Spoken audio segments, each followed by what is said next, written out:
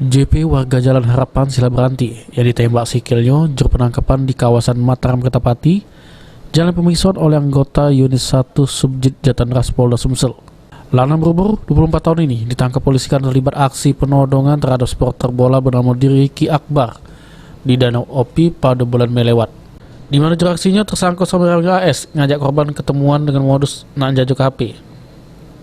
Sudah bertemu tak tahunya oleh tersangka sama rewangnya. Korban dikeroyok lalu ditujang maki lading. Sudah minta oleh tersangka, korban yang kondisi tidak berdaya langsung diambil duitnya sebesar Rp900.000. Habis itu tersangka sama rewangnya AS langsung naik ke diri ke daerah Sekayu.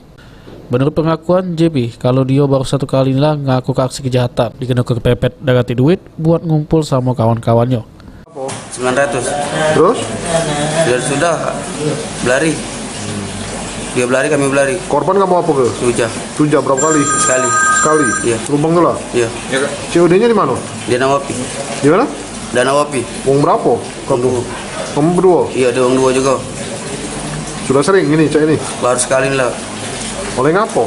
Kepepet lah. Buat makan. Buat kumpul-kumpul.